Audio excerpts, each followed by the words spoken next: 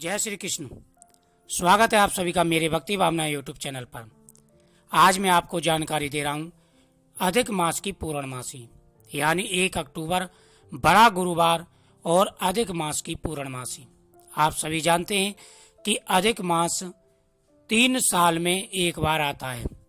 दूसरा, अधिक मास की जो पूर्णमासी है इसका बड़ा महत्व होता है और अगर ये पूर्णमासी बृहस्पतिवार को पड़ जाती है तो समझ लीजिए एक प्रकार से अपने आप में स्वयं बहुत बड़ा शुभ योग बन जाता है और इस दिन की गई प्रत्येक पूजा, प्रत्येक उपाय अनंत गुना फल प्रदान करने वाले होते हैं। तो आज मैं आपको कुछ उपाय बताने जा रहा हूँ। अगर आपने ये उपाय कर लिए तो संतान की प्राप्ति होगी। जी हाँ, शादी के बाद में संतान प्राप्ति के योग नहीं बने हैं तो आपको अवश्य संतान की प्राप्ति होगी, धन की प्राप्ति होगी, नौकरी में प्रमोशन होगा, नौकरी की प्राप्ति होगी, स्वास्थ्य में लाभ मिलेगा, शादी के योग बनेंगे। यानी एक प्रकार से समझ लीजिए आपकी सारी व्याधियों का निवारण होगा। और यह उपाय बहुत ही सरल और सादा उपाय लेकर के मैं आपके सामने हाजिर हुआ हूं। और ये उपाय अगर आप करते हैं तो आप खुद ही महसूस करेंगे, बहुत बड़ा लाभ मिलेगा आपको।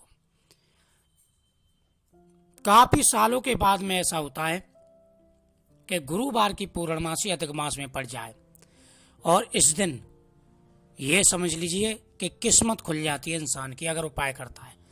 अब टाइम वेस्ट किए बिना उपाय शुरू करते हैं और मैं बताता हूं आपको क्या क्या करना है। सबसे पहले आप इस दिन पूर्णमासी वाले दिन स्नान आदि कर लें।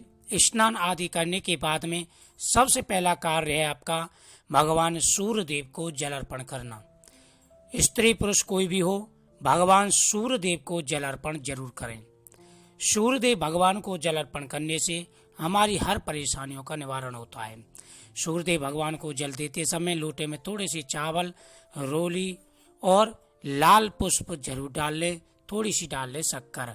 और ध्यान रखें जब आप भगवान सूर्य देव को जल अर्पण करें तो उसका जल जो है नीचे जमीन पर नहीं गिरना चाहिए।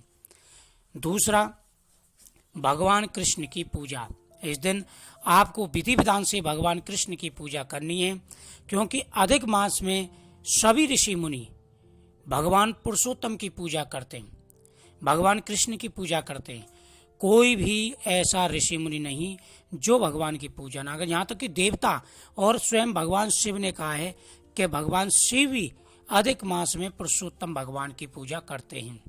तो भगवान लड्डू गोपाल जी की पूजा, और लड्डू गोपाल जी की पूजा करते समय आप 11, 21, 51 तुलसी पत्र ओम नमो भगवते वासुदेवाय नमः बोल करके भगवान के सामने अर्पण कर दें अपनी मनोकामना बोल करके।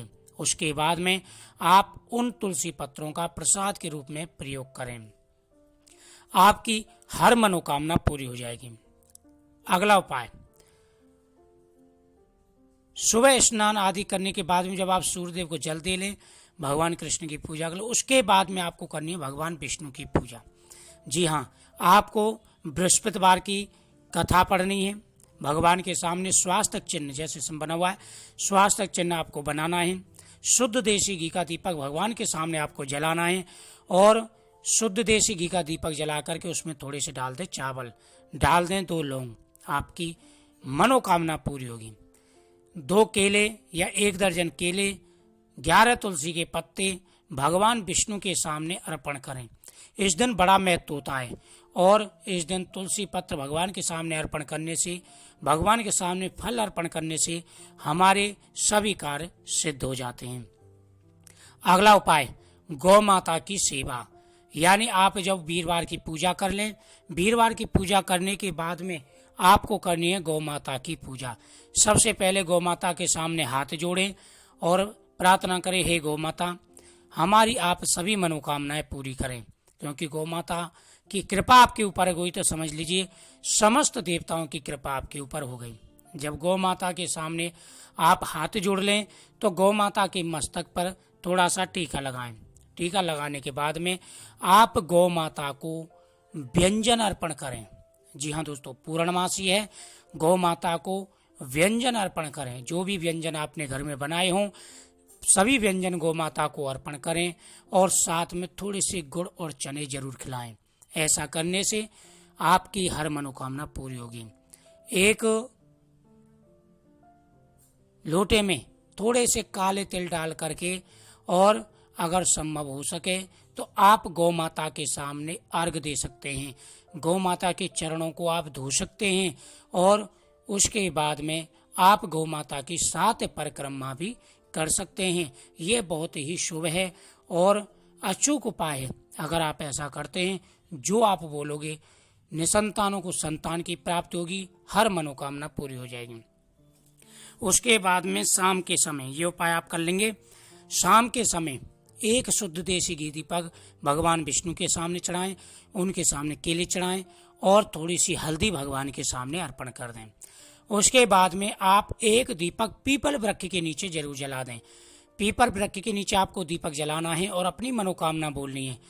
पीपल वृक्ष के नीचे दीपक जला के अपनी मनोकामना बोल करके 7 परिक्रमा आप पीपल वृक्ष की लगा दें। उसके बाद में भगवान विष्णु के सामने आप बैठ जाएं।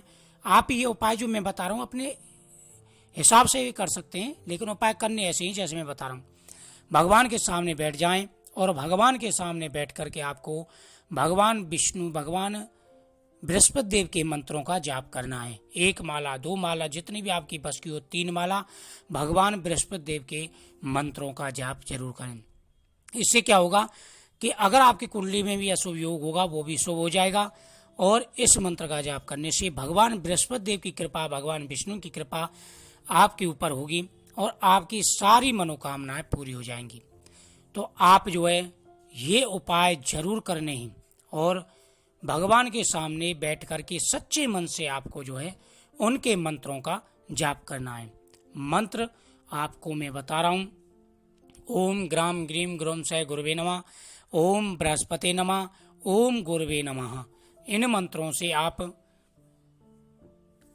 भगवान के सामने जाप करें, सारी मनोकामनाएं आपकी पूरी हो जाएंगी। बहुत ही प्रभावशाली और चमत्कारी मंत्र है। ध्यान रखना, ये समय इतना अच्छा और बेहतर समय बहुत ही कम आता है।